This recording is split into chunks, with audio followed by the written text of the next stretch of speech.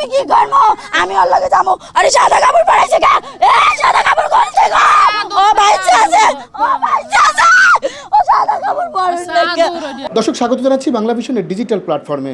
আমি এই মুহূর্তে রয়েছি বরিশাল নগরীর পলাশপুর এলাকায়। আপনারা জানেন, সম্প্রতি জসিম শিকদার বাবু নামে একজনকে নৃশংসভাবে কুপিয়ে হত্যা করা হয় এবং সেই হত্যাকাণ্ডের পর তার স্ত্রীর যে আহাজারি, সেটি সারা দেশের মানুষের মনকে নাড়া দিয়েছিল। আজ এই ঈদের দিনে সেই পরিবারটির কী অবস্থা? তার যে ছোট একটি বাচ্চা রয়েছে, সেই শিশু সন্তানদের খবরও আজকে আমরা তুলে ধরব আপনাদের সামনে। এই পরিবারটির সাথে আমরা এখন যুক্ত হয়েছি। আমাদের সাথে রয়েছেন সেই যে বাবুর স্ত্রী, তার সাথে একটু কথা বলবো। গত বছরও আপনি ঈদ করেছিলেন, তখন আপনার সেই ভালোবাসার স্বামী, আপনার প্রাণের স্বামীর সাথে ছিল। এবছর তাকে ছাড়া আপনারা ঈদ করছেন। সেই সন্তান যা তাকে এবছর আর বাবাকে জড়িয়ে ধরে তার সাথে ঘুরতেও যেতে পারবে না, সেই অবস্থায় আপনারা আজকে হয়তো এবার ঈদটা কাটাচ্ছেন। তো এর মধ্যে আজকে আপনাদের সাথে আমরা দেশবাসীকে আপনাদের খবর জানানোর চেষ্টা করছি। সেই যে হত্যাকাণ্ডের ঘটনা, সেই হত্যাকাণ্ডের ঘটনায় কোনো আসামিদেরই বা কী অবস্থা, কয়জন গ্রেপ্তার হয়েছে, আর আপনারাই বা এখন কেমন আছেন, আপনারা কুরবানি দিতে পেরেছেন কিনা, কতটুকু খোঁজখবর নিচ্ছে স্থানীয় জনপ্রতিনিধিরা, সব বিষয়ে যদি একটু বলেন। কেউ আমাদের কোনো খোঁজখবর নিতেছে না। আর যারা আসামি ছিল ওদেরকে আমরা কোনো খবর পাইতেছি না যে কি হইতেছে না হইতেছে, এগুলো আমাকে কিছুই জানাইতেছে না।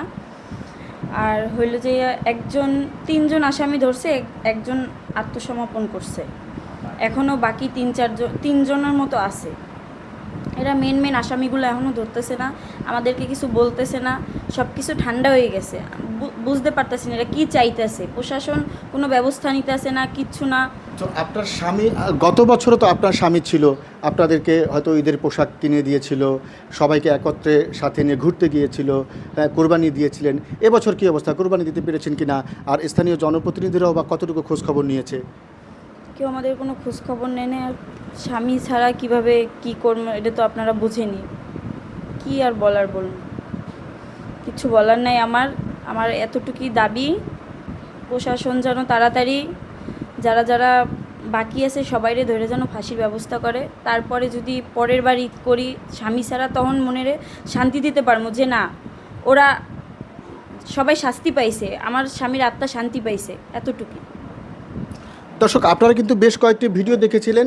সেই ভিডিওতে কিন্তু আমরা দেখানোর চেষ্টা করেছিলাম সেই স্ত্রীর আহাজারি। তিনি কিন্তু এক পর্যায়ে তার সন্তানকে নিয়ে কিন্তু তিনি, যদি এই হত্যাকাণ্ডের বিচার না হয়, তবে কিন্তু তিনি এক পর্যায়ে আত্মহত্যার হুমকিও দিয়েছিলেন। তার সেই হুমকির প্রেক্ষিতেই হয়তো প্রশাসন আরও বেশি তৎপর হয়েছিল। এই ঘটনায় 4 জনকে আটকও করা হয়েছে। এখন তারা হয়তো দেখতে চাচ্ছেন তার কি বিচার হয়। আমার পাশে রয়েছেন সেই বাবুর মা, যিনি 10 মাস 10 দিন তাকে কষ্ট করে গর্ভে ধারণ করে এই পৃথিবীতে এনেছেন। তার সেই সন্তান আজ নেই। সেই সন্তানের কথা তার কতটুকু মনে পড়ে, সেই সম্পর্কে তার কাছে জানবো। সেই সন্তান ছাড়া আজকে তার ঈদ। এই যে সন্তানবিহীন ঈদ, যারা হত্যা করেছে তিনি কতটুকু শাস্তি দাবি করছেন, সেই বিষয়ে একটু তার কাছ থেকে শুনতে চাই। আমার জীবনে আমার ওই পোলাই ছিল সব। আমার 2 ছেলে 1 মেয়ে। আমার ওই পোলাই আমার সব ছিল, 3 ছেলে মেয়ের মধ্যে। আমার ওই ছেলে ছাড়া ঈদ কোনো উৎসব আমার কাছে সব কিছুই মিথ্যা। তাহলে আমরা এখনও কিছু, এই নাতি দুইটা নাতি ধুয়ে গেছে, এগুলো গিয়ে কিছুই করতে পারিনি, বা নিজেরাও কিছু করি নেই, বা এই যে বা এলাকার যারা মান্যগণ্য আছে এরা আজ পর্যন্ত আইয়া কিছু জিগেবে তো দূরের কথা, উকি দিয়েও দেয় নাই।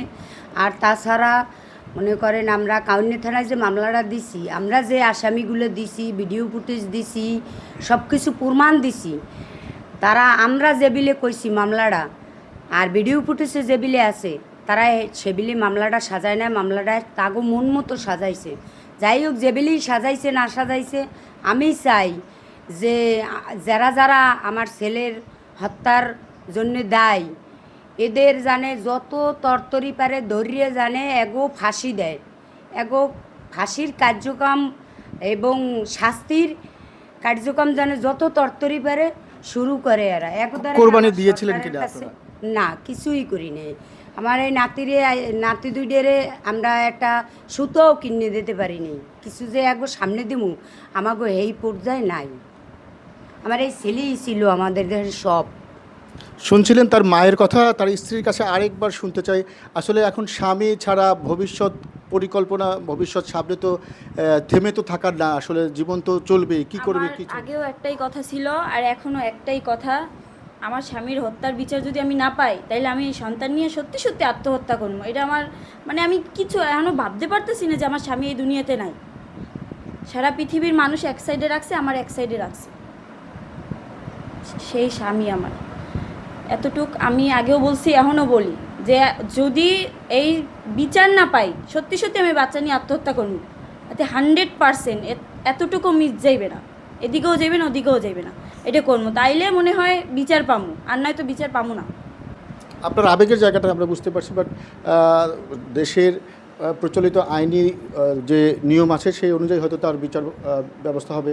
বাট ভবিষ্যতের কথা চিন্তা করে আপনার এখন আপনার পরিবার থেকে আপনাদের আসলে কী ভাবনা রয়েছে, বা জনপ্রতিনিধিরা কতটুকু কি আপনাদের সহযোগিতা বা আপনাদের পাশে দাঁড়িয়েছে সে প্রসঙ্গে?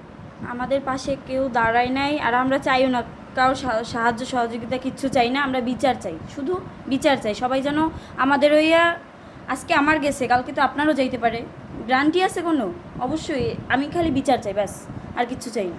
দর্শক শুনছে, অসহায় এই পরিবারটির বর্তমান প্রেক্ষাপট, বর্তমান অবস্থা আপনাদের সামনে তুলে ধরার চেষ্টা করেছি।